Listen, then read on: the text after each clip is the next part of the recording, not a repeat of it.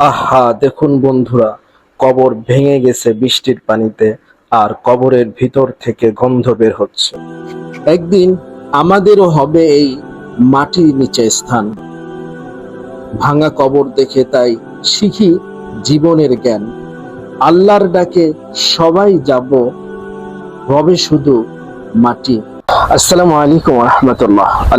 আলহামদুলিল্লাহি রাব্বিল আলামিন। সমস্ত প্রশংসা সে আল্লাহ সুবহানাহু ওয়া তাআলার নামে। আজকে আপনাদের খুবই গুরুত্বপূর্ণ কিছু কথা বলবো। গুরুত্বপূর্ণ কথা হচ্ছে, যাদের আত্মীয় স্বজন মারা গেছে, নতুন মাটি দিয়েছেন গোরস্থানে, তাদের কিছু দায়িত্ব আছে। দেখেন, আমি গোরস্থানে এসেছি, একটু দেখাই আপনার। আমি গোরস্থানে আছি, বুঝছেন। গোরস্থানে এসে দেখলাম নতুন কিছু কবর ভেঙে গেছে, কারণ মাটি দিয়েছে, বৃষ্টি হচ্ছে, ভেঙে গিয়েছে। অনেকগুলি কবর ভেঙে গিয়েছে। এখানে একটা দেখছেন, এই একটা দেখছেন, এই একটা দেখছেন। তো ভিতর থেকে এই একটা গন্ধ বের হয়েছে। তো এই জন্য যাদের আত্মীয় স্বজন মারা গেছে, অন্ততপক্ষে বৃষ্টির মৌসুমে সপ্তাহে একদিন হলেও একটু খোঁজ খবর নিবেন। আর কিছু কবর ভালো আছে, কিন্তু নতুন অধিকাংশ কবর বৃষ্টির জন্য ভেঙে গিয়েছে।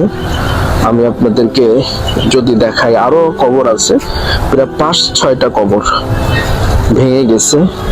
এটাও দেখছেন ভেঙে গেছে। এদিকে কবর খোঁড়াও চলছে। আপনাদেরকে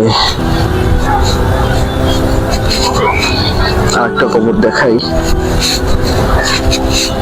সেটাও ভেঙে গিয়েছে। তো যাদের আত্মীয় স্বজন মারা গেছে, গোরস্থানে রেখে এসেছেন, কোনো খোঁজ খবর নেন না, এটা খুবই দুঃখজনক। কারণ তারা আপনাদের কষ্ট করে দুনিয়ায় এনেছেন, বড় করেছেন। এই যে একটা কবর দেখেন, এটা ভেঙে গেছে। আর ওই যে একটা কবর দেখেন, ওটা একদম ভেঙে গেছে, ওইটা দিয়ে একটা গন্ধ বের হচ্ছে। এই যে একটা কবর ভেঙে গেছে। তো মোটামুটি নতুন যাদের কবর দিয়েছেন গোরস্থানে, একটু খোঁজ খবর নিবেন। বৃষ্টিতে কবর ভেঙে যেতেই পারে, স্বাভাবিক। এই জন্য আপনাদের যাদের প্রিয়জন এই কবরে শুয়ে আছে, তারা অবশ্যই একটু খবর নিবেন যে কবরটা কি অবস্থায় আছে। তো এটা অনেক গুরুত্বপূর্ণ মেসেজ ছিল শেয়ার করার। আজকে গোরস্থানে আসলাম কবর জিয়ারত করতে, এসে দেখি অনেকগুলি কবর ভেঙে গেছে। তাই ভাবলাম যে এটা আপনাদের সাথে একটু শেয়ার করি, যেটা খুবই গুরুত্বপূর্ণ।